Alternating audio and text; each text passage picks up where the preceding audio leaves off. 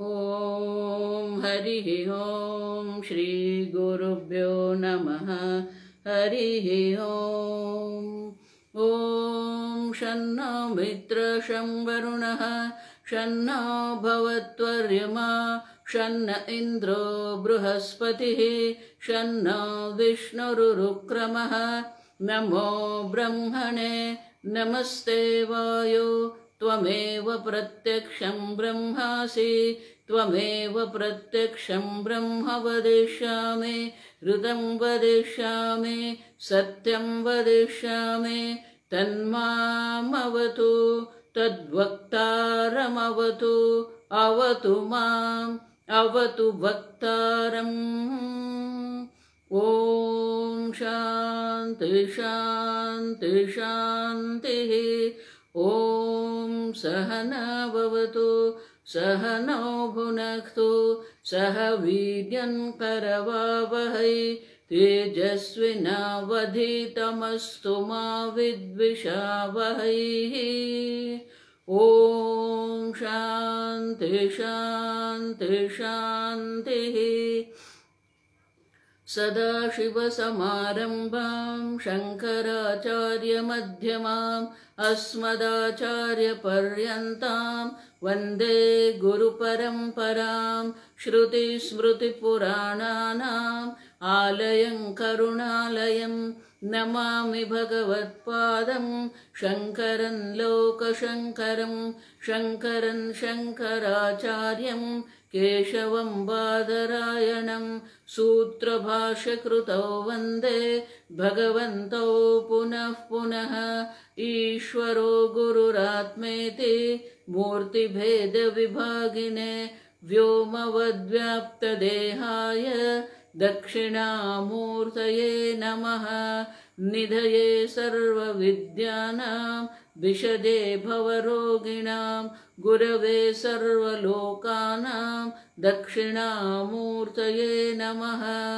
ॐ नमः प्रणवार्थाय शुद्धज्ञानैकमूर्तये निर्मलाय प्रशान्ताय दक्षिणामूर्तये नमः।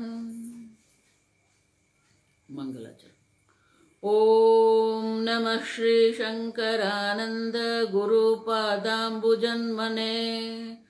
ओम नमः श्री शंकरानंद गुरुपादाम्बुजन्मने।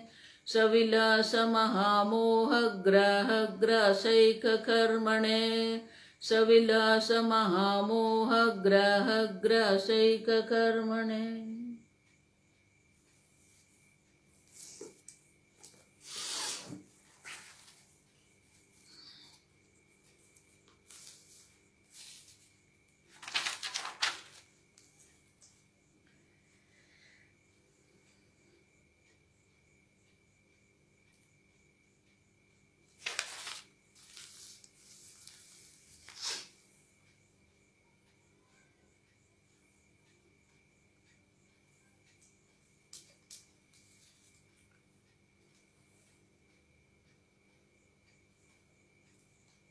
ईश्वर सृष्टि जीव सृष्टि विद्यारण्य मुनि कहते हैं कि मांसमयी सृष्टि जो है वो ईश्वर सृष्टि है। मनोमय सृष्टि जो है वो जीव सृष्टि है। वो जीव सृष्टि जो मनोमयी है वो भी चार प्रकार की है। भ्रांति है, स्वप्न है, मनोराज्य है और स्मृति है। ये चार प्रकार की है। और उसमें भी जागरण माने न में यस्य न मनोमयता इति चेत। जागृत में जो है वो मनोमय नहीं है। में यस्य जागृत में प्रमाण के द्वारा जो हम प्रमेय प्राप्त करते हैं, जो प्रमेय को जानते हैं, वो मनोमय नहीं है। तो कहते ठीक है बाढ़ माने तू में ये न योगा विषयाकृति ही विषयाकृति ही पुष्पाकार वृत्ति हमारे मन में होती है। तो पुष्पाकार वृत्ति जो है वो भी ईश्वर सृष्टि है। लेकिन ये जो भेद जो है वो भेद विद्यारण्य मुनि कहते हैं मैं स्वयं कहता हूं ऐसा नहीं है। भाष्यकार और वार्तिककार ने भी यही कहा है, और इसीलिए अभी भाष्यकार का जो वाक्य है वो बताते हैं। मूषा सिक्तम यथा ताम्रम तन्निभम जायते यथा। अब देखो, मूषा सिक्तम, मूषक माने के चूहा, कि चूहा के आकार का जो बिंब है उसी में हम जो ताम्र डालते हैं तो वो ताम्र जो है मूषा के आकार का बन जाता है। तन्निभम, तन्निभम माने कि उनके समान बन जाता है वो। रूपादीन व्याप्नुयेत चित्तम, उसी प्रकार से, जिस प्रकार से वो ताम्र जो है, पिघला हुआ ताम्र जो है वो चूहे के आकार का बन जाता है, उसी प्रकार से हमारे मन में जो भी विषय आता है, मन तन्निभम दृश्यते ध्रुवम, उसी प्रकार से जो शब्दादि विषय हमारे मन में आते हैं उसके आकार का मन बन जाता है। पुष्पक देखते हैं तो पुष्पाकार वृत्ति होती है, आप मुझे सुन रहे हैं तो शब्दाकार वृत्ति आपके मन में होती है। तो जो शब्दाकार वृत्ति जो है, देखो इसलिए कहा मणि है, ये मणि है, मणि का ज्ञान जो है वो तो साधारण है, लेकिन मणि के प्रति आपकी जो भावना है, प्रिय है, अप्रिय है, उपेक्षा है, वो जीव सृष्टि है। हम उससे तो हमें कोई संबंध है ही नहीं। अब समझो, मनोमय जगत में भी पुष्पाकार वृत्ति जो है वो तो ईश्वर सृष्टि है, लेकिन ये पुष्प मुझे पसंद है, ये पुष्प मुझे पसंद नहीं है, वो जीव सृष्टि है। देखो इसलिए मैं कहती हूं, अगर आपको जीव सृष्टि समझना है तो अहंता ममता वो जीव सृष्टि है, कर्तृत्व भोक्तृत्व ये जीव सृष्टि है, राग द्वेष जो है वो जीव सृष्टि है। अब समझो, राग द्वेष जो है, आपको ये पसंद है, आपको ये पसंद नहीं है, ये आपकी सृष्टि है, वो भगवान की सृष्टि नहीं है। आपके मन में पुष्पाकार वृत्ति हो, यह ईश्वर सृष्टि है। लेकिन ये पुष्प आपको पसंद है कि नहीं, अब समझो, ये पुष्प मेरा है, ये देह में हूं, ये संबंध मेरा है, तो अहंता ममता जो है वो ईश्वर सृष्टि नहीं है। कर्तृत्व भोक्तृत्व, मैंने ये कर्म किया, ये कर्म फल में भोगूंगा, तो ये ईश्वर सृष्टि नहीं है। अब समझो, और इसीलिए ये विद्यायण मुनि हमें समझाते हैं कि पहले आपके मन में ये स्पष्ट कर दो, मांसमयी जो स्त्री है वो ईश्वर सृष्टि है, लेकिन ये मेरी बहन है, ये मेरी माता है, मेरी देवरानी है, ये जीव सृष्टि। आप समझो, पति पत्नी भी है, कोई पति पत्नी अपनी आंखों से पति पत्नी को नहीं देख सकते। जो आप देख रहे हो तो एक मनुष्य शरीर देख रहे हो, आपको मनुष्य शरीर दिखता है, वो ईश्वर सृष्टि है, मांसमयी वो है। लेकिन ये मेरा पति है, भले वैदिक धर्म के अनुसार ये क्रिया होती है, आगे आएगा शास्त्रीय है वो, पति पत्नी शास्त्रीय हो सकते हैं, लेकिन है तो जीव सृष्टि ही।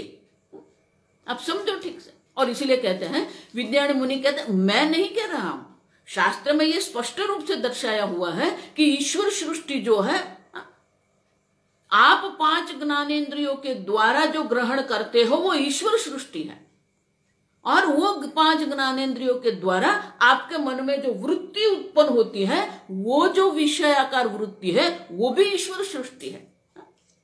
ये व्यवस्था है, आप समझो, ये व्यवस्था है। आपको ये जगत ग्रहण करने के लिए भगवान ने आपको सुंदर सूक्ष्म शरीर दिया है।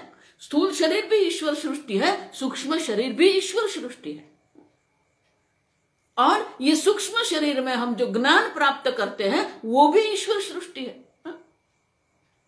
अब समझो, आपका राग द्वेष है वो आपका अपना है, व्यक्ति निष्ठ है, सब्जेक्टिविटी है। पूज्य स्वामी जी इसलिए बहुत सुंदर कहते थे, ऑब्जेक्टिविटी है वो ईश्वर है, वो वैराग्य है, उसमें ना तो राग है ना द्वेष है। आप समझो, न अहंता है न ममता है, ऑब्जेक्टिविटी होनी चाहिए। ईश्वर सृष्टि मानी ऑब्जेक्टिविटी, जीव सृष्टि मानी सब्जेक्टिविटी। पूज्य स्वामी जी बार बार इसलिए कहते रहते थे, more Ishwar in your life more relax you are. आपका दुख का, आपका बंधन का जो कारण है, आपके विक्षेप जो कारण है, वो ईश्वर सृष्टि नहीं है। आप समझो, ईश्वर आनंद स्वरूप है तो ईश्वर से रचा हुआ जगत भी आनंद स्वरूप है। उसमें दुख देखना, शोक देखना, भय देखना, विक्षेप देखना, ये हमारा जीव सृष्टि है। और इसीलिए विद्यारण्य मुनि कहते हैं तो विषयाकार वृत्ति जो होती है, व्यंजकः वा यथा आलोकः व्यंग्यस्य आकारतामीयता, व्यंजकः प्रकाशकः। अब देखो, जो प्रकाश प्रकाशित करता है, तो प्रकाश जब प्रकाशित करता है तो वो प्रकाश जो है, प्रकाश जो विषय को प्रकाशित करता है वो विषय के आकार का बन जाता है। मेरा हाथ प्रकाश के द्वारा प्रकाशित हो रहा है तो प्रकाश जो है वो हस्ताकार हुआ है। अब देखो, सर्वथा व्यंजकत्वा दीहि अर्थाकारा प्रदृश्यते। उसी प्रकार से सर्व अर्थ, सर्व विषयों को प्रकाशित करने वाली जो बुद्धि है, वो बुद्धि तत्तद विषयाकार बनती है, दिखती है। आप समझो, ये एक व्यवस्था है। और इसीलिए कहते हैं कि जिस प्रकार से प्रकाश अपने विषय के आकार धारण करता है, आप जब चंद्र को देखते हैं, देखो इसीलिए मैं कहती हूं आपके जो अनुभव है उसी का आपको विश्लेषण करना है। अनुभव और ज्ञान में बहुत अंतर है। पूज्य Swami ji used to tell, experience is a dumb fellow, understand. अनुभव से आप, अनुभव और ज्ञान का अगर आपको अंतर समझ में नहीं आता है तो आप वेदांत नहीं समझ सकते। सूर्योदय आपका अनुभव है, लेकिन आपका ज्ञान ये कहता है कि सूर्य का उदय नहीं होता है। आप समझो, तो आप जो अनुभव कर रहे हैं उनको अन्य दृष्टि से देखने का हमें सीखना पड़ेगा। आप कहते हो कि वो चंद्रमा है, चंद्रमा सूर्य से प्रकाशित हुआ है, सूर्य के प्रकाश से प्रकाशित चंद्र होता है, तो वो प्रकाश जो है चंद्राकार बनके आपकी आंख में आता है, वो प्रकाश। अब समझो ठीक से, चंद्र तो वहां का वहां ही है, लेकिन आपके आंख में जो प्रवेश कर रहा है वो क्या है? चंद्राकार जो प्रकाश है वो प्रकाश आपकी आंख में आता है और आप कहते हो मैं चंद्र को जानता हूं। उसी प्रकार से अब देखो, नाना छिद्र घटोदर स्थित महादीप प्रभा भास्वरम ज्ञानम यस्य तु चक्षुरादिकरण द्वारा बहिस्पंदते। Amazing Shankaracharya, look at this, कितना अद्भुत बताते हैं। जिस प्रकार से एक घड़े है, छिद्र वाला घड़ा है, तो घड़े में एक बड़ा सा दीप आपने रखा है, वो दीपक का जो प्रकाश है वो छिद्र से बाहर निकलता है।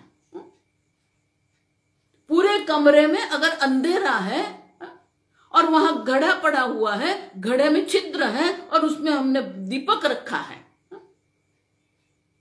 तो वो जो छिद्र है वो छिद्र से प्रकाश बाहर निकलता है। उसी प्रकार से ज्ञानम यस्य तु चक्षुरादि इंद्रिय द्वारा बहिस्पंदते। अब समझो, तो एक चक्षुर इंद्रिय द्वारा वो चैतन्य जो चिदाभास है, जो चैतन्य का प्रतिबिंब है, वो प्रतिबिंबित चैतन्य बाहर जाके वो पुष्प का आकार बनता है। अब ये बाहर जाता है ना, ये टॉपिक अभी हम यहां नहीं पकड़ेंगे, आप समझो ठीक से। तो तत्तद आकार धीहि अर्थाकारा प्रदृश्यते। उसी प्रकार से जो जो विषय इंद्रियों ग्रहण करती है वो आकार की बुद्धि, हमारी मन हमारा बनता है, विषय आकार दिखता है। आप समझो,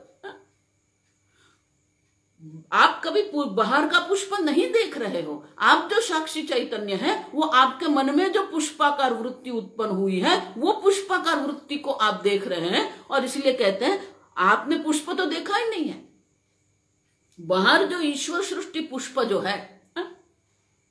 अब देखो, आपने जो देखा है वो तो दिया अर्थाकारा प्रदृश्यते, आपकी बुद्धि में जो पुष्पाकार वृत्ति उत्पन्न हुई है वो आप चैतन्य स्वरूप आत्मा वो पुष्पाकार वृत्ति को प्रकाशित करते हैं और कहते हैं मैं पुष्प को जानता हूं।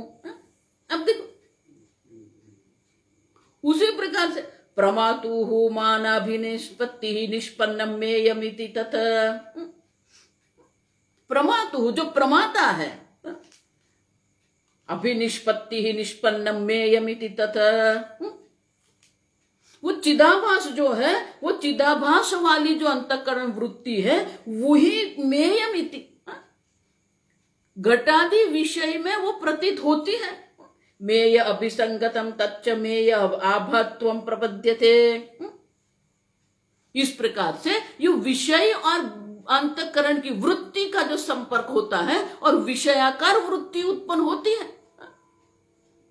विषयाकार, आप समझो, विषयाकार वृत्ति उत्पन्न वो हुई, वो भी ईश्वर सृष्टि है, लेकिन वो विषय के प्रति आपकी जो भावना है, जो अहंता ममता है, जो कर्तृत्व भोक्तृत्व है, जो राग द्वेष, वो जीव सृष्टि है। और इसीलिए सत्यमेव विषय द्वौ स्तः, इसीलिए ये सत्य है, दो प्रकार के विषय है। सत्यो एवं विषयो द्वौ स्तः घटो मृण्मय धीमयः। दो प्रकार के हैं, घट भी दो प्रकार के हो गए, एक मृण्मय घट है, दूसरा धीमय घट है, दो है, आप समझो। मृण्मय मनो मानमय मेयः, जो मृण्मय है, जो मिट्टी का घड़ा जो है, मृण माने मिट्टी, मृद शब्द है संस्कृत में, वो मृद शब्द है, लेकिन वो जो मृद शब्द के साथ म लग गया वो नासिका है, इसलिए द का भी नासिका हो गया, मृण्मय। अब सब जो मृण्मय घट जो है वो क्या है, मनो मानमेय, वो आपके इंद्रियों के द्वारा आप जानते हो। साक्षी भाष्यस्तु, और साक्षी के द्वारा जो प्रकाशित होता है वो घटाकार वृत्ति है जो साक्षी से प्रकाशित होती है। अब समझे, मृण्मय घट है वो अपनी इंद्रियों के जो चिद वृत्ति है, प्रतिबिंबित चैतन्य, उससे वो प्रकाशित होता है, लेकिन आपके मन में जो घटाकार वृत्ति उत्पन्न होती है वो साक्षी के द्वारा प्रकाशित होती है। इस प्रकार से ये दो प्रकार के घट है, एक जो है मृण्मय घट है, एक मनोमय घट है। आगे कहते हैं अन्वय व्यतिरेकाभ्याम धीमय जीव बंधकृत। अब ये दो प्रकार के जो घट है, एक मृण्मय घट है, दूसरा जो मनोमय घट है, घटाकार वृत्ति जो है। अब देखो, अब आप अन्वय व्यतिरेक अगर करेंगे तो आपके समझ में आ जाएगा कि जो मृण्मय घट जो है वो आपका बंधन का कारण नहीं है, जो मनोमय घट है वो आपके बंधन का कारण है। सति अस्मिन् सुख दुखे स्तः तस्मिन् सति असति न द्वयम्। अब देखो, जब तक वो घड़ा आपकी बुद्धि में प्रवेश नहीं करता है वो आपके सुख दुख का कारण नहीं बन सकता है। आप समझो, और इसलिए कहते हैं जीव बंधकृत धीमयः। ये धीमय मनोमय जो घट है वो आपका बंधन का कारण बन सकता है। बाहर जो घड़ है वो आपका बंधन का कारण नहीं है। बाहर का जो घड़ा मृण्मय घट जो है वो ईश्वर सृष्टि है, वो कभी आपके बंधन का कारण नहीं बन सकता, कभी आपका दुख का कारण नहीं होता है। देखो, इसलिए मैं कहती हूं सुनामी जो है वो आपका दुख का कारण नहीं है, धरतीकंप आपका दुख का कारण नहीं है, आपको कुछ नहीं होता है। लेकिन सुनामी में अगर आपका बेटा वहां है और जहां बेटा रहता वहां सुनामी आ गया तो वो सुनामी आपका दुख का कारण। क्यों? मेरा बेटा, ममता। अब देखो, तो सुनामी दुख का कारण नहीं, सुनामी ईश्वर सृष्टि है, उसमें कोई दुख का कारण नहीं। अहंता ममता दुख का कारण है। और इसलिए विद्यारण्य मुनि कहते हैं धीमयः जीव बंधकृत। आपके मन में जो आपने सृष्टि बना के रखी है वो आपके बंधन का कारण है। सति अस्मिन् सुख दुखे, वो है तभी तो सुख दुख है। माने कि जब तक वो आपके जगत में जीव सृष्टि है वो सुख दुख का कारण बन सकती है, अगर वो नहीं है तो कोई सुख दुख नहीं है। अब देखो, और इसके लिए बहुत सुंदर दृष्टांत देते हैं। असत्यपि च बाह्यार्थे स्वप्नादो बध्यते नरः। नहीं, आप एक दूसरा प्रश्न है, एक शंका है, कि स्वप्न में भी वो दुखी होता है। स्वप्नादो बध्यते नरः असत्यपि बाह्यार्थे। स्वप्न में तो बाहर के जगत ने, आपने ही कहा स्वप्न तो मनोमय है, तो स्वप्न जो मनोमय है उसमें भी लोग जो है उसको बंधन कारक है, सुख दुख देने वाला है। स्वप्न में जो हम देख रहे हैं वो भी हमें सुखी दुखी करता है, लेकिन वो तो बाहर नहीं है, ये प्रश्न उठाता है। तो उनका उत्तर देते हुए कहते हैं नहीं, आप ठीक से समझो। क्यों? हम देखो, आप जब स्वप्न देख रहे हैं और आप जब सुखी दुखी हो रहे हैं, तब आप जो स्वप्न में देख रहे हैं उसको बाहर देख रहे हैं, अंदर नहीं देख रहे हैं। अब देखो, बाह्य पदार्थ ही है, स्वकाले सत्यवत भाति। आप जब स्वप्न देखते हैं तो स्वप्न देखते वक्त आप ऐसा नहीं मानते कि ये मेरे मन में है। अब देखो, बाह्यार्थे स्वप्नादो बध्यते नरः। तो इसलिए कहते हैं कि आप देखो, ये जो बाह्य है असत्य भी बाह्यार्थे बध्यते नरः, बाहर तो कोई विषय है ही नहीं, आप समझो,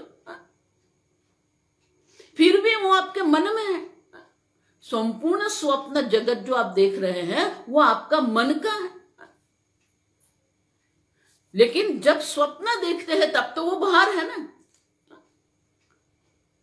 तो वो स्वप्न में भी बाहर का जो विषय है आपका दुख का कारण नहीं है, आपके मन में जो आता है वो आपका दुख का कारण है। आप समझो, ये मनोमय जगत जो है वो आपका दुख का कारण है। और इसीलिए कहते हैं समाधि सुषुप्ति मूर्छासु। देखो, उल्टा करते हैं, ये बहुत सुंदर है। ये अन्वय व्यतिरेक करना है ना, ये अन्वय व्यतिरेक हमें करवाते हैं। एक है और दूसरा नहीं है। अन्वय व्यतिरेक मानी क्या है? अन्वय मानी एक की हाजिरी है, व्यतिरेक मानी एक की गैर हाजिरी है। घड़ा शब्द जब आप कहते हो, घड़ा घट अस्ति, तो वहां मिट्टी का अन्वय है, क्योंकि मिट्टी के बिना घड़ा नहीं रह सकता है। तो घड़े में मिट्टी का अन्वय है, लेकिन ये मिट्टी है आप जब कहते हैं तो वहां घड़े का व्यतिरेक है। समझ में आता है? मिट्टी के बिना घड़ा नहीं रह सकता है, लेकिन घड़े के बिना मिट्टी रह सकती है। माने कि घड़े में मिट्टी का अन्वय है और मिट्टी में घड़े का व्यतिरेक है। अब समझ? उसी प्रकार से बाहर के विषय नहीं है, स्वप्न में सब मन में है, फिर भी आप क्या कहते? बध्यते स्वप्नादो। अब देखो, वो सुखी दुखी होता है स्वप्न में। दूसरा, समाधि सुषुप्ति मूर्छासु। जब समाधि अवस्था में बैठा है, सुषुप्ति अवस्था में है या मूर्छा अवस्था में जब व्यक्ति होती है, सति अपि अस्मिन् बध्यते न। समाधि अवस्था में है, सुषुप्ति अवस्था में है, मूर्छा अवस्था में जब व्यक्ति होती है, बाहर पूरा जगत है, लेकिन वो जगत उसे सुखी दुखी करेगा, उसका बंधन कारक बनेगा नहीं। क्यों? क्योंकि वो बाहर का जगत जब तक आपके मन में नहीं आता है वो बंधन का कारण नहीं बनता है। आप समझो, जो बंधन है वो बाह्य जगत नहीं है, जो बंधन है आपका मनोमय जगत है। और इसलिए कहते हैं, अब देखो, समाधि में बाहर की वस्तु है, लेकिन वो आपके मन में नहीं है। समाधि अवस्था में आप बैठे हैं, सुषुप्ति अवस्था में आप बैठे हैं या मूर्छा अवस्था में है, तो आपको कोई बंधन नहीं है, न बध्यते, क्योंकि वो आपके मन में है ही नहीं, बाहर है वस्तु। और इसलिए कहते हैं, अब दूसरा दृष्टांत दे दें। दूर देशम गते पुत्रे जीवती एव अत्र तत्पिता। दूर देश गतम, अपना पुत्र दूर देश में गया हुआ है और पिता मानता है कि वो जीवित है। लेकिन अगर विप्रलंभक वाक्येन मृतम मत्वा प्ररोदिति, कोई कपटी व्यक्ति है तो विप्रलंभक माने कपट करने वाला ठग है, वो ठग ने आके उसको कह दिया आपका बेटा मर गया, मुझे संदेशा मिला, वो अब वो असत्य कह रहा है। लेकिन ये व्यक्ति ने सत्य मान लिया कि मेरा पुत्र मर गया, वो रो रहा है। दूर देश में उसका पुत्र तो जीवित है, लेकिन किसी ने आके अगर कह दिया आपका पुत्र मर गया और उसके मन में आ गया मेरा पुत्र मर गया, वो रो प्ररोदती, वो प्रविलाप कर रहा है, रो रहा है। अब पुत्र तो जीवित है, लेकिन उसके मन में आ गया मेरा पुत्र मर गया। अब समझ में आता है?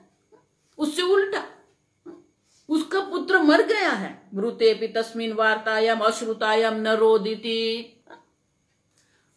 दूर देश में पुत्र की मृत्यु हो गई है, लेकिन अभी वार्ता माने कि समाचार उसको नहीं मिला है, तो फिर वो नहीं रोएगा, क्योंकि उसके मन में तो ऐसा ही मेरा पुत्र जीवित है। अतः सर्वस्य जीवस्य बंधकृत मानसम जगत। तो ये पुरवार होता है, असिद्ध होता है। यही सिद्ध होता है कि मानस जगत है वही आपका बंधन का कारण है, मानस जगत है वही आपके सुख दुख का कारण है। तो अगर आप ऐसा कहते हो कि मानस जगत आपका सुख दुख का कारण है, तो फिर आप विज्ञानवादी बन गए। विज्ञानवाद वाक्यार्थ एव व्ययार्थात् स्याद् इह इति चेत्। तो विज्ञानवादी भी वही कहते हैं कि बाहर तो सब शून्य है, जो समस्या है वो हमारे मन का जगत है। तो हम कहते हैं कि नहीं, विज्ञानवादी और हम जो कह रहे हैं वो अलग है। विज्ञानवादी में तो ईश्वर भी नहीं है, ईश्वर सृष्टि भी नहीं है। आप समझो, नहीं हृदयाकारम आधातुम बाह्य से अपेक्षितत्वः। पुष्पाकार वृत्ति दुख का कारण है, लेकिन वो पुष्पाकार वृत्ति के लिए बाह्य पुष्प की अपेक्षा है। आप समझो, बाहर ईश्वर सृष्टि हम मानते हैं, हम ऐसा नहीं कहते कि ईश्वर सृष्टि नहीं है। हम ये कह रहे हैं कि ईश्वर सृष्टि दुख का कारण नहीं है। आपके मन में जो पुष्पाकार वृत्ति उत्पन्न हुई है उसके प्रति आपके मन में जो भावना है वो आपका दुख का कारण है। पुष्पाकार वृत्ति भी दुख का कारण नहीं, आप समझना।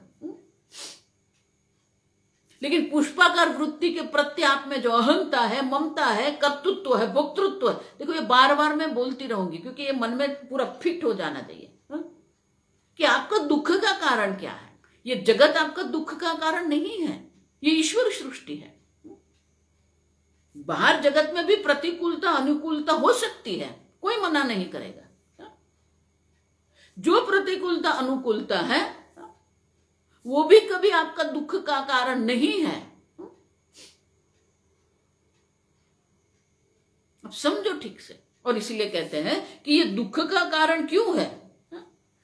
हृदयाकारम आधातुम बाह्यस्य, बाह्य जगत जो हृदयाकार, जो पुष्पाकार वृत्ति मन में बनती है, घटाकार वृत्ति मन में बनती है, पुत्राकार वृत्ति जो मन में बनती है, वो वृत्ति आपका सुख दुख का कारण बन सकती है। लेकिन वो पुत्राकार वृत्ति बनने के लिए बाह्य पुत्र की अपेक्षा है। अगर आप कह देंगे वैयर्थमस्तु वा बाह्यम न वारे तुम इष्म है, अब देखो वही अर्थमस्तु वा बाह्यम न वारे तुम इष्म है। बाहर का विषय भले रहते लेकिन वो व्यर्थ जो है, प्रयोजनम अपेक्षन्ते न मानानि इति ही स्थिति ही।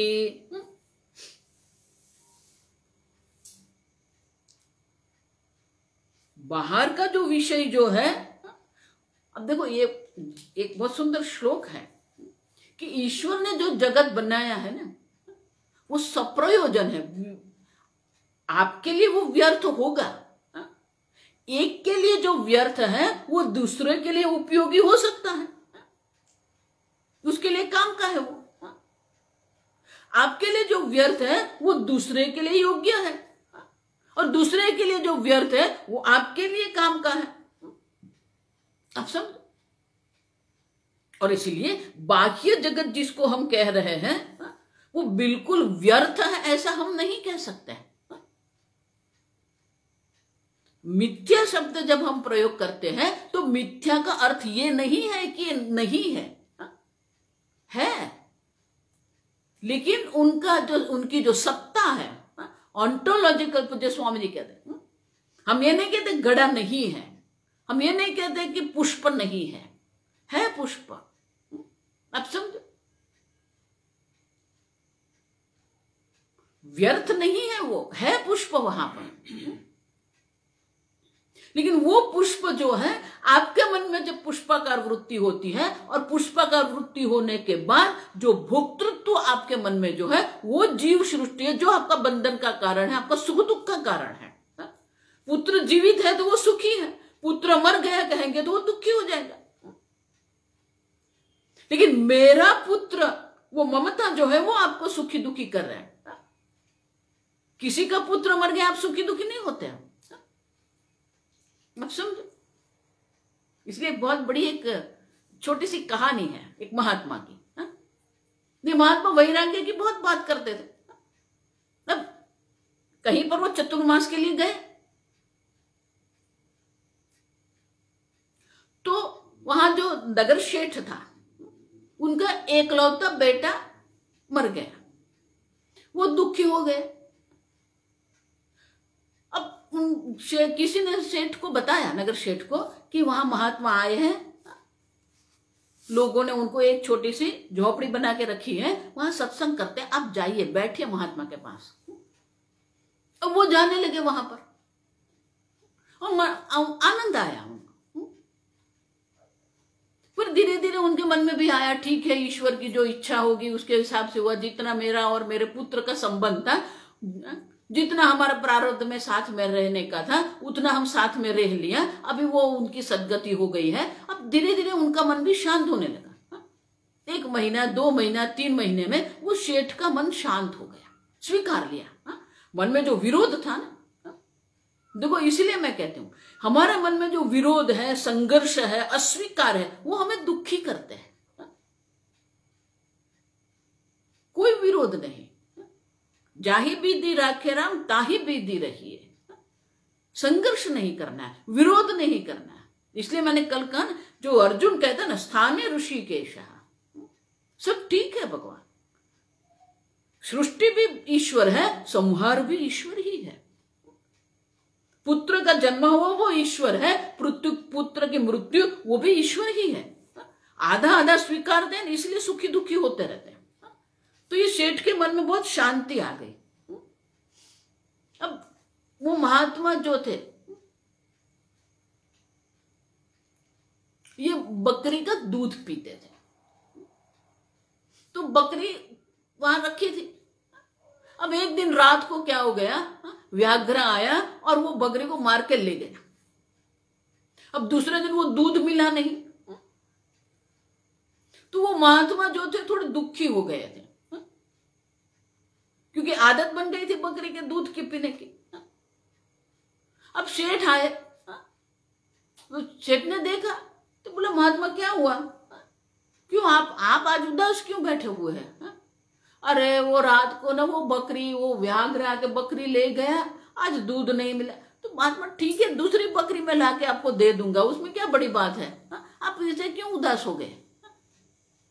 अब मेरा पुत्र मर गया तो आपने मुझे कहा कि ठीक है वो तो ईश्वर की इच्छा थी, अब आपकी बकरी मर गई तो आप दुखी क्यों हो रहे हैं? तो महात्मा ने बोला, वो पुत्र तेरा था, बकरी मेरी थी। अब देखो ये ममता है, आप समझो। दुखी जो हो रहे हैं, मैं करके दुखी हो रहे हैं। इसलिए महाराज श्री कहते थे, मेरा मेरा कहे सो मरा, तेरा तेरा कहे सो तरा, सब ईश्वर का है, आप समझो। और इसीलिए कहते हैं कि बाहर के जो जगत है वो ऐसे व्यर्थ नहीं है, आप समझो। फिर भी अगर आप व्यर्थ कह रहे हैं, प्रयोजनम अपेक्षन्ते, प्रयोजन है न मानानीति स्थिति ही, वो अपेक्षा है मानानी मानी की, प्रमाण को विषय की अपेक्षा है। प्रमाण भगवान ने बनाए क्यों है? बाहर विषय को ग्रहण करने के लिए ही तो प्रमाण है, तो उनकी अपेक्षा है वहां पर। वस्तु की सिद्धि प्रमाण से होती है, आप समझो। शास्त्र भी कहता है वस्तु सिद्धि ही प्रमाणात वस्तु सिद्धि ही, प्रमाण से वस्तु की सिद्धि होती है। आपके मन में क्या है और आप क्या जानते हो और आपके मन में क्या भावना है उसका कोई महत्व नहीं है।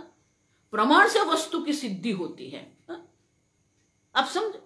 और इसलिए कहते हैं कि प्रयोजन नहीं भी है लेकिन वो प्रमाण से सिद्ध होता है विषय।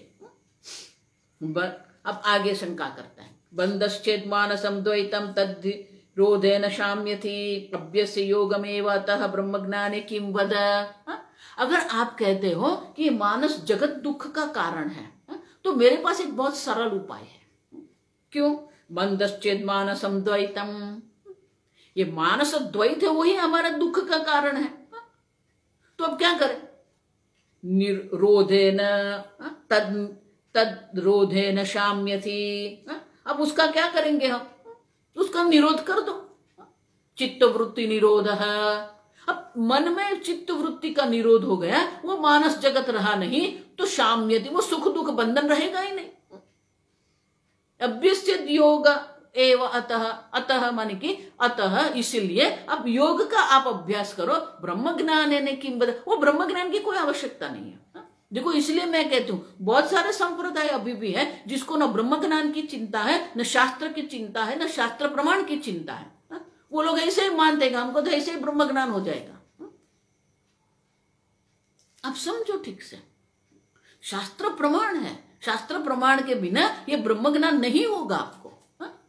वेदांतो नाम उपनिषद प्रमाण, शास्त्र प्रमाण नहीं है, ब्रह्म ज्ञान होगा ही कैसे? और इसलिए बहुत सारे ऐसे पहले भी थे, अभी भी लोग हैं जो शास्त्र प्रमाण को मानते भी नहीं, शास्त्र अध्ययन को भी मानते नहीं। नहीं हमारे तो गुरु जी है ना, ऐसे ही बात करते, ऐसे ही आज्ञा चक्र कर देते हैं। आज्ञा चक्र को भी आप जागृत करेंगे लेकिन ब्रह्म ज्ञान नहीं होगा, आप समझना। और इसीलिए वो कह रहा है कि अगर योग का अभ्यास करके हमारे मन को ही हम शांत कर देंगे, मन का ही निरोध कर देंगे, तो फिर क्या हो जाएगा? शांति हो जाएगी, बंधन निवृत्ति हो जाएगी, ब्रह्म ज्ञान की क्या आवश्यकता है?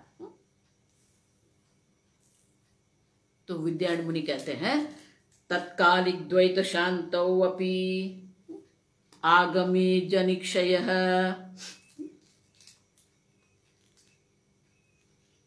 ब्रह्म ज्ञानम विना न स्यात्। ठीक है, मन को शांत कर दिया। फिर देखो एक बात याद रखो, आप समाधि में बैठे हो या सुषुप्ति अवस्था में हो, आपका प्रारब्ध कर्म जो है वो आपको उठाएगा। आपके प्रारब्ध में चाय पीना है तो सुषुप्ति अवस्था में से आपका प्रारब्ध कर्म आपको उठाएगा, जगाएगा। आप जागते हो आपके प्रारब्ध कर्म से, आप समझो। आपको भोग करना है, वो प्रारब्ध कर्म है आपका। कितने भी आप समाधि में बैठो, लेकिन अगर आपके प्रारब्ध में भोग लिखा है तो आपको समाधि से उठना पड़ेगा। इसीलिए योग में भी दो प्रकार की अवस्था कहते हैं, एक समाधि अवस्था, एक व्युत्थान अवस्था है। और इसीलिए कहते हैं कि अगर आप ऐसा सोचते हो तत्काली द्वैत शांतो अपि, तत्काल वो माने कि समाधि काल में वो द्वैत शांत हो गया, लेकिन जब व्युत्थान काल आएगा, कोई 24 घंटे समाधि नहीं कर सकता है। तो देखो इसीलिए ये जो लोग ये बहुत समाधि को महत्व देते हैं ना, जो लोग बहुत ध्यान को महत्व देते हैं, धीरे धीरे उनके मन में क्रोध की अवस्था आ जाती है। क्यों? क्योंकि वो ऐसा ही मानते हैं कि समाधि अवस्था में ही आनंद है। और भगवान गीता में कहते हैं कि किसी भी अवस्था हो आनंद हमेशा रहता है अगर आपके पास ब्रह्म ज्ञान है।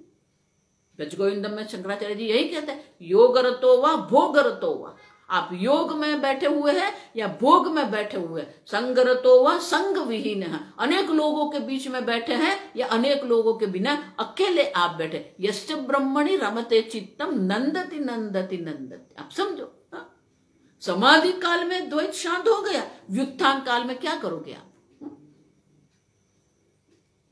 समझो ठीक से।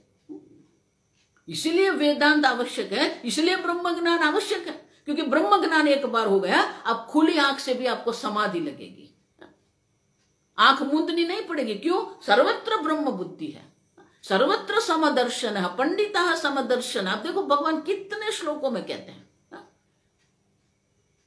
उठते बैठते जागते सोते हुए सर्वत्र ब्रह्म दर्शन है।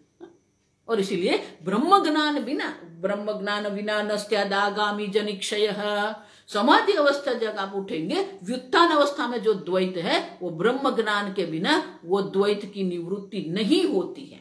और इसलिए कहते हैं इति वेदांत डिंडिम, ये वेदांत का ज्ञान है, वेदांत का ये प्रचार है, डिंडिम, कि ब्रह्म ज्ञान के बिना ये जीव द्वैत की निवृत्ति नहीं होती है। देखो इसलिए बार बार भगवान ज्ञान की चर्चा करते हैं। 7वें अध्याय से अपने स्वरूप की चिंतन भगवान करवाते हैं, वहां पर भी भगवान यही कहते हैं ज्ञात्वा वाम मृच्छति, आप मुझे जान लो अर्जुन मैं कौन हूं। ईश्वर की भक्ति श्रेष्ठ है, ईश्वर के प्रति श्रद्धा श्रेष्ठ है, लेकिन ईश्वर कौन है वो जानना पड़ेगा। असंशयम समग्रम माम यथा ज्ञास्यसि तच्छृणु, अर्जुन आप मुझे भी जान लो बिना संशय के, पूर्णतः आप मुझे जान लो। अब देखो, तो ईश्वर को जानने की आवश्यकता है, ईश्वर को मानने की आवश्यकता नहीं है। लेकिन ईश्वर के ज्ञान में किसको रुचि है? किसी को रुचि नहीं। नहीं हम तो वो मंदिर में गए, हम तो कैलाश मानसरोवर होके आ गए, हमने तो वो कर दिया। ठीक है करो, लेकिन भगवान गीता में कहते हैं आप मुझे जान लो अर्जुन। क्यों? यज्ञात्वा भूयः ज्ञातव्यम न अवशिष्यते। Look at it is called opening statement, प्रतिज्ञा वाक्य। 7वें अध्याय का प्रतिज्ञा वाक्य क्या है? एक बार अर्जुन आपने मुझे जान लिया, अन्य कुछ जानने की आपको आवश्यकता रहेगी ही नहीं। वहां पर भगवान ज्ञान की बात करते हैं, और ब्रह्म ज्ञान शास्त्र के बिना नहीं हो सकता है। और इसीलिए कहते हैं कि ब्रह्म ज्ञान विना न स्यात्।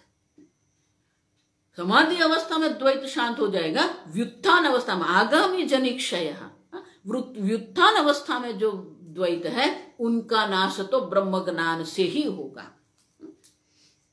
अनिवृत्ते अपि ईश सृष्टे द्वैते तस्य मृषामृतम। देखो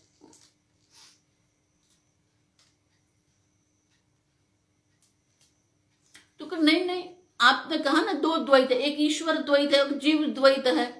अब ईश्वर द्वैत तो रहेगा, अनिवृत्ते अपि ईश सृष्टे। आप अगर कहते हैं कि ये द्वैत जो है वो दुख का कारण है, तो ईश्वर द्वैत तो रहेगा, ईश्वर द्वैत की तो निवृत्ति होगी नहीं, ब्रह्म ज्ञान भी हो जाएगा, और ब्रह्म ज्ञान के बाद भी ईश्वर द्वैत तो रहेगा। कहते हैं द्वैत तस्य मृषात्मताम, ले ईश्वर द्वैत रहेगा, लेकिन ईश्वर द्वैत की जो सत्यता है, देखो इसलिए आरंभ में भी मैंने कह दिया था, duality is not the problem. द्वैत हमारी समस्या नहीं है, द्वैत को जो हम सत्य मान के चल रहे हैं वो हमारी समस्या है। इसलिए पूज्य स्वामी जी कहते duality is not the problem, the reality given to the duality is the problem. और इसलिए कहते हैं ईश्वर सृष्टि भी रहेगी, ईश्वर द्वैत रहेगा, लेकिन उनकी जो सत्यता है वो रहती नहीं है। बुद्ध्वा ब्रह्म अद्वयम बोद्धुम शक्यम वस्तु ऐक्यवादिनः, जो एक अद्वितीय तत्वों की चर्चा करने वाले हैं वो कहते हैं एक बार एक अद्वितीय ब्रह्म को जान लिया, बोद्धुम शक्यम वस्तु। अब देखो एक अद्वितीय ब्रह्म को जानना है, ये द्वैत जो है वो मिथ्या है, ब्रह्म सत्यम जगन मिथ्या। अब समझो, ईश्वर सृष्टि है लेकिन हम उसे सत्य नहीं कहते हैं, हम ये कहते हैं कि ईश्वर सृष्टि दुख का कारण नहीं है, ईश्वर सृष्टि जो है उनको आप सत्य जो मान रहे वो सत्य नहीं है। भगवान स्वयं कहते असतः भावः न विद्यते, भगवान स्वयं कहते हैं कि आप जो देख रहे हो जो विकारी है उनका कोई अपना अस्तित्व है ही नहीं। जब भगवान स्वयं ही ये कह रहे हैं तो आपको क्या है? न रूपमस्ते तथा एवं उपलभ्यते, नान्तो न चार्दी न च संप्रतिष्ठा। 15वें अध्याय में भगवान यही कहते, आप जिसको कहते कि ये ऐसा है, तथा माने ऐसा नहीं है, आप समझते हो क्यों? क्यों? परिवर्तनशील है, विकारी है। न रूपमस्ते तथा एवं उपलभ्यते, वैसा कि वैसा वो नहीं है, हर एक क्षण वो बदल रहा है। आप मुझे देख रहे हैं, आप ऐसा ही मानेंगे कल जो स्वामिनी जी थे वही है स्वामिनी, नहीं, बदल गए। शरीर से बदल गए, इंद्रिय से बदल गए, मन से भी बदल गए, हमारा मन भी बदलता रहता है, हमारा ज्ञान भी बदलता रहता है। आप समझो, संपूर्ण जगत एक विकार है, एक परिवर्तन है, और वो परिवर्तनशील जगत को हम पकड़ के बैठे हैं। सम्यक सरति इति संसार, और उसको आप क्या करने, उन्हें स्थिर करने का प्रयत्न कर रहे हैं, नहीं होगा। आप जिसको देख रहे हैं वही का वही नहीं है, वही का वही न उपलब्ध, वैसा के वैसा वो उपलब्ध नहीं होता है। अब समझो, और इसीलिए ये जगत भी विकारी है, और जो विकारी है माने क्या है, वो है ही नहीं। और इसीलिए कहते हैं कि एक बार ये जगत जो है मिथ्या पुरवार हो गया, पर कब होगा, जब अपने को ब्रह्म ज्ञान, पहले ब्रह्म ज्ञान होना है। जिस प्रकार से पहले रस्सी का ज्ञान होता है फिर वो सर्प निवृत्ति होती है, उसी प्रकार से पहले ब्रह्म ज्ञान है फिर ये जगत मिथ्या है। जब तक ब्रह्म ज्ञान नहीं हुआ है जगत मिथ्या बोलने का आपको कोई हक नहीं है। अब समझो ठीक से, जिसको सर्प दिख रहा है उनके मन में जो सर्प बुद्धि है वो सर्प बुद्धि की निवृत्ति रस्सी के ज्ञान से ही होगी। रज्जु के ज्ञान के, रस्सी के ज्ञान के बिना जो सर्प बुद्धि है वो नहीं जाती है। उसी प्रकार से जब तक ब्रह्म ज्ञान नहीं होता है तब तक ये जगत मिथ्या नहीं। और इसीलिए कहते हैं ब्रह्म अद्वयम बुद्ध्वा बोद्धुम शक्यम। एक बार ब्रह्म ज्ञान हो गया फिर वो बाहर का जो द्वैत है वो भी क्या है, ब्रह्म मात्र है, सर्वत्र ब्रह्म दर्शन है। घड़ा है ही नहीं, वृत्ति के वो सत्यम, देखो ये शास्त्र है। उसी प्रकार से ये जगत नहीं है, ब्रह्म मात्र है। अखिल ब्रह्मांडवा एक तू श्री हरि पवन तू पाण। देखो ये एक दूसरी गड़बड़ है।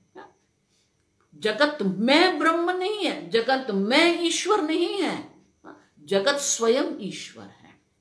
लेकिन हमें बोलना पड़ा अखिल ब्रह्म है। देखो इसीलिए नरसिंह मेहता बहुत सुंदर कहते पवन तू, पवन भगवान है, पवन में भगवान नहीं है। पवन तू पानी तू, पवन भी भगवान है, आकाश भी भगवान है, वृक्ष भी भगवान है, बीज भी भगवान है, सर्वत्र ब्रह्म दर्शन। लेकिन जब तक ये सर्वत्र ब्रह्म दर्शन नहीं होता है तब तक ये जगत मिथ्या नहीं होता है। और इसलिए कहते हैं बुद्ध्वा ब्रह्माद्वयम बोद्धुम शक्यम। तो एक दूसरे प्रश्न आता है, प्रलये तन्निवृत्तौ तु गुरु शास्त्रादि अभावतः। तो आप ऐसा क्यों कहते हो? तो कहते हैं प्रलये तन्निवृत्तौ तु गुरु शास्त्रादि अभावतः विरोधाद्वैत अभावेपि न शक्यम बोद्धुम अद्वयम। ये एक अद्वितीय ब्रह्म का ज्ञान प्राप्त करना है, लेकिन वो अपने आप में नहीं होगा, आप समझो। और जब तक वो ब्रह्म ज्ञान नहीं होगा ये द्वैत की निवृत्ति भी नहीं है, आप समझो। और अगर आप कहते नहीं नहीं द्वैत की निवृत्ति हो जाएगी, कब? प्रलये तन्निवृत्तौ तु, प्रलय काल में द्वैत नहीं रहेगा। आपने ही कहा सबका प्रलय हो जाएगा तो द्वैत है ही नहीं। लेकिन गुरु शास्त्र अभावतः विरोधी द्वैत अभावेपि। अब देखो गुरु और शास्त्र का अभाव होने के कारण क्या होता है? विरोधी द्वैत अभावेपि न शक्यम बोद्धुम अद्वयम। प्रलय में द्वैत का अभाव हो गया लेकिन अद्वैत ब्रह्म का ज्ञान नहीं होगा आपको, आप समझो, क्योंकि वहां गुरु भी नहीं है, शास्त्र भी नहीं है। तो आपको वो अद्वैत ब्रह्म का ज्ञान न बोद्धुम शक्यम अद्वयम। द्वैत का अभाव होने से अद्वैत का ज्ञान हो जाएगा ऐसा मत मानो, क्योंकि वहां पर गुरु और शास्त्र नहीं है। सुषुप्ति में अगर ऐसा है ना कि द्वैत की निवृत्ति हो जाए तो आपको ब्रह्म ज्ञान हो जाएगा, तो आपको एक बार सोना है, बस कुछ नहीं करना है। हाँ? आप सो जाओ, सो गए, कुछ भी नहीं है, तो ब्रह्म ज्ञान हो गया क्या? नहीं। ज्ञान के लिए प्रमाण की आवश्यकता है, शास्त्र प्रमाण है, और शास्त्र प्रमाण के लिए गुरु भी की आवश्यकता है। और इसलिए कहते हैं कि प्रलय समय पर द्वैत नहीं है, लेकिन अद्वैत ब्रह्म का ज्ञान नहीं होगा आपको, उसके लिए गुरु और शास्त्र की आवश्यकता है। लेकिन उससे उल्टा, अबाधकम साधकम च द्वैतम ईश्वर निर्मितम अपनेतुम अशक्यम चेत आस्ताम तद विषये कुतः। अब दूसरा एक प्रश्न, अबाधकम साधकम च द्वैतम ईश्वर निर्मितम, और इसलिए कहते हैं कि ये जो ईश्वर निर्मित द्वैत है वो दो प्रकार, अबाधकम वो कभी बाधक नहीं है, और साधक है माने उपयोगी भी है। अब देखो बहुत सुंदर है, ईश्वर द्वैत है, कभी प्रतिबंध करने वाला, विघ्न करने वाला नहीं होता है, और दूसरा वो उपयोगी है ब्रह्म ज्ञान के लिए। ब्रह्म ज्ञान के लिए ईश्वर निर्मित जगत बाधक नहीं है, आपके जीवन में कभी किसी भी प्रकार से वो संघर्ष लाने वाला नहीं है, प्रतिबंधक विघ्न लाने वाला नहीं है, और ब्रह्म ज्ञान के लिए वो साधक है, ब्रह्म ज्ञान प्राप्त कराने वाला है। अब तुम अबाधकम साधकम च द्वैतम ईश्वर निर्मितम अपनेतुम अशक्यम चेत आस्ताम तद विषयेत कुतः।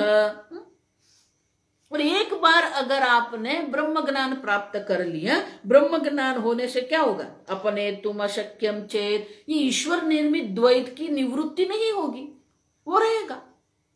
ब्रह्म ज्ञान के बाद जीव द्वैत की निवृत्ति हो जाएगी, ईश्वर द्वैत तो वैसा की वैसा रहेगा। ये आपका शरीर भी रहता है, मैं बार बार मैं कहती हूँ कि ब्रह्म ज्ञान के बाद आपके शरीर में डायबिटीज है, वो वैसा के वैसा ही रहेगा। आपको हार्ट अटैक आया है, वो वैसा कि वैसा ही रहेगा। आपकी पत्नी आपके साथ झगड़ा कर रही है, वो भी ऐसे की ऐसे ही रहेगी। कोई बाहर से कोई फर्क नहीं आएगा, वैसा की वैसा ही रहेगा। लेकिन वो आपको सुखी दुखी नहीं करेंगे, और इसलिए कहते हैं ताम तद्विष्यते कुतः, भले वो ईश्वर द्वैत रहे, उससे द्वेष क्यों कर रहे हो आप? वो आपका दुख का कारण नहीं है, उसका द्वेष करने की आवश्यकता नहीं है, क्योंकि ईश्वर द्वैत जो है वो आपको ये ब्रह्म ज्ञान की ओर ले जा सकता है। और एक बार अगर ब्रह्म ज्ञान हो गया, फिर भले वो ईश्वर द्वैत रहे, लेकिन वो आपके लिए किसी भी प्रकार से दुख का कारण नहीं बनता है। और इसीलिए कहते हैं कि भले वो द्वैत रहे, वो ईश्वर द्वैत के प्रति द्वेष करने की कोई आवश्यकता ही नहीं है। और इस प्रकार से ईश्वर द्वैत जो है हमारे का किसी भी दुख का कारण नहीं है, जीव द्वैत दुख का कारण है। लेकिन वो जीव द्वैत भी जो है वो भी दो प्रकार के हैं। कल हम देखेंगे कि जीव द्वैत भी दो प्रकार के हैं, और वो जो जीव द्वैत है उसमें भी हम क्या कर सकते हैं, क्या नहीं कर सकते हैं, बहुत सुंदर चर्चा है, वो कल हम देखेंगे। ओम स्वस्ति प्रजाभ्यः परिपालयन्तां न्यायेन मार्गेण महीं महिषाः गोब्राह्मणेभ्यः शुभमस्तु नित्यं लोकाः समस्ताः सुखिनो भवन्तु काले वर्षतु पर्जन्यः पृथिवी सस्यशालिनी देशोऽयं क्षोभरहितः ब्राह्मणाः सन्तु निर्भयाः। ओम सर्वेषां स्वस्तिर्भवतु सर्वेषां शान्तिर्भवतु सर्वेषां पूर्णं भवतु सर्वेषां मङ्गलं भवतु सर्वे भवन्तु सुखिनः सर्वे सन्तु निरामयाः सर्वे भद्राणि पश्यन्तु मा कश्चित् दुःखभाग् भवेत् असतो मा सद्गमय तमसो मा ज्योतिर्गमय मृत्युर्मा अमृतंगमय। ओम पूर्णमदः पूर्णमिदं पूर्णात् पूर्णमुदच्यते पूर्णस्य पूर्णमादाय पूर्णमेवावशिष्यते। ओम शांति शांति शांति। हरिः ओम श्री गुरुभ्यो नमः।